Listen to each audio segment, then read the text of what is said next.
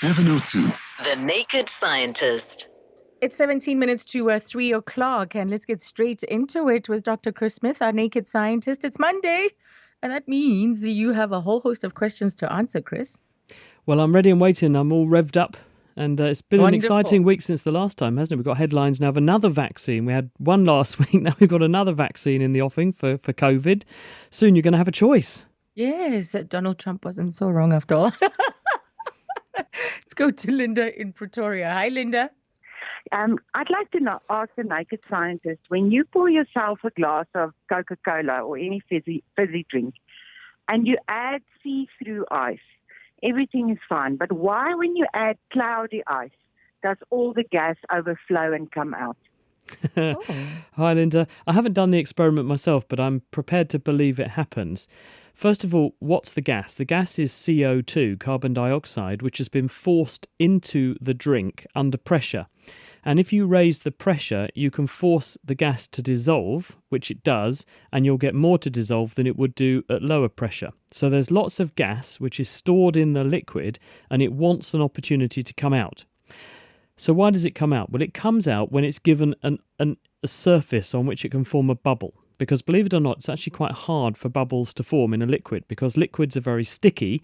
And for the bubble, when it's very tiny, the forces to drive the water molecules apart to form a bubble in the first place are really very high. So therefore, to form a bubble, you need some kind of rough surface or imperfection. And that's why when you pour yourself a glass of fizzy drink, the bubbles emerge in a stream from one or several places, but always the same set of places on the glass or cup surface, because that's where there's a rough patch, and it's rough enough that it acts as a nucleation site. It makes it easier for the water molecules to be forced apart and for a bubble to form in that place. So, if you pour sugar into your drink, not that there's not already tons of sugar in most of these fizzy drinks, but the sugar makes the froth go fizz because it's lots of rough surfaces for bubbles to form. Similarly, if you chuck ice into your drink and the ice has lots of rough surfaces, there's more surfaces for bubbles to form. Lots of bubbles forming all at once makes lots of fizz all at once, which takes up a lot of space, and it makes it froth over. If you've got clearer ice that's clear has a smoother surface. The reason it's clear is because it doesn't have bubbles and imperfections trapped in the ice crystals. The usual reason they're there is because hard water or water with dissolved gas in it has been used to make the ice cubes. And as the ice cubes form, the dissolved gas causes imperfections in the ice crystals because it makes a bubble. The bubble surface is rough where the bubble was in the ice, so you get that nucleation surface. If you've got a nice smooth ice cube which was made from boiled water or softened water, which doesn't have loads of stuff dissolved in it, then you've got fewer surface area points for the bubbles to form, and it doesn't froth up quite as much. Wow. Brilliant question, Linda. Thank you. Great observation. Tammy, you're calling us from Alberton. Hi. Hi, Susan. How are you? I'm good. Welcome, Tammy. Yeah, I'm right. Sister, I just want to ask the naked scientist, I've been feeding through the tube. What happened shortly, 2010, I was present, and then my throat was damaged, and then I was operated now several times by the hospital. They removed the part that was damaged, and they were trying to pull up my stomach. Unfortunately, after surgery, it developed some strictures, and I can't swallow. I have to go back. They were pulling about 6 times. So they end up saying, no, they can't pull up my stomach because otherwise I'll end without no bowel where the food can store, like when I'm feeding with the tube. So I just want to ask if there is anything scientific that can be done to try to make me able to eat food with the mouth again. I just want to understand that. Because you're currently eating through or feeding through the tube. Yes, Okay. because the other thing that is making me not able to let this issue rest, like the professor who was in charge of the doctors, he said something at last minute, like slip of his tongue. He said, no, there's another procedure they can do. Oh, I see. But it's expensive for the state to use such money for one patient. And then Because it That's was a what end of government story. hospital. Yeah. Okay, all right. Yes, so that's what end of story, yeah. So is it possible for him to feed through the mouth again? It sounds like what's happened is that whatever this poisoning or other event was, it caused initially what we call stricturing of the food Yes, pipe, the yes. esophagus. And when you have a stricture, what's happened is that when something becomes very severely inflamed and damaged, it heals with scarring.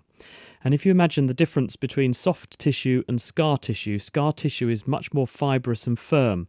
And this means that when you put a food bolus, in other words, something that's been in your mouth that you then swallow down the pipe, normally the esophagus is a muscular tube that propels food ahead of it and relaxes ahead of where the food is so that the food can move forward and squeezes behind it. And in that way, it pushes the food or drink down from where your mouth is into your stomach. And that's an active process. Believe it or not, when everything's working properly, you can swallow upside down. You can do a handstand, take a mouthful of water and swallow, and that muscular action will push the water all the way up your esophagus and into your stomach. And that's the same reason that astronauts are able to, despite being in microgravity and in free fall on the International Space Station, eat and drink without too many problems. Now, what could have happened here is that the injury to the esophagus has caused this scar tissue. The scar tissue takes up a lot more space and is not elastic and can't stretch open like the normal tissue. That's the stricture. So when the food tries to go down, it can't push past it. It sounds like that was removed and the stomach was moved up a bit to bypass the broken or injured or scarred bit of the esophagus. But there are limits to how much of that you can do before you begin to impact on the anatomy or impact on the ability of your stomach to actually hold anything as well. So it basically transfers the problem from one place to another. It's possible to graft bits of intestine in to replace a missing piece of esophagus, but they're very specialist operations, and I'm not very familiar with their success rates. So I'm pleased to hear that you can maintain some nutritional input with a tube, because that's much better than not being able to eat at all and having to use other routes to get the calories in. But I appreciate it must be awful for you. And all I can offer to do is to have a think about it and see if I can come up with some other ideas for next week. But if the doctors looking after you have said that it comes down to the fact that it's going to be anatomically very, very difficult because of the surgeries you've had to make this any better, sometimes the pill can be worse than the ill. And if you intervene, these are very high-risk operations. Sometimes they can actually leave you with more problems than they solve. So it's not a given that you have surgery and you get better. So I'll have a think about it. And if anyone listening to this is an upper GI surgeon and can offer me some advice to give out as well, please do share your knowledge with me. I'll be very grateful. Right. Tammy, there you go. Thank you for your call. Thank you, Cesar. Thank you, and all of the best. That's Tammy in Alberton. Joe, you're in Killarney, and do you have a question about COVID-19? Hi, Joe. Hello, Azania. Hello, Dr. Smith. I want to ask you, with regard to ordinary coronaviral infections, does immunity to them confer immunity to the COVID-19? And also, can these viruses be used as a vaccine against COVID-19? Joe, we don't know at the moment. And just to clarify for people who didn't quite catch the nuances of this question, the coronavirus that causes COVID-19 is a different member of the coronavirus family than a handful of other coronaviruses that circulate all the time among humans, and they cause colds. And every winter we have a chance that we're going to pick one of them up. And normally they produce trivial infections. So could meeting one of those coronaviruses provoke an immune response so that you're protected against the new COVID-19 coronavirus? They are distinct viruses. They look different to the immune system. They work, most of them, in subtly different ways. And therefore, I think it's not a given that if you had encountered one of these natural human circulating coronaviruses, you would be immune to COVID. But no one's actually done the experiment at the moment where they've taken a person who's had one of those viruses and tests positive for antibodies to them and exposed that person to the new coronavirus. So we don't know for sure whether there is a degree of transfer of immunity.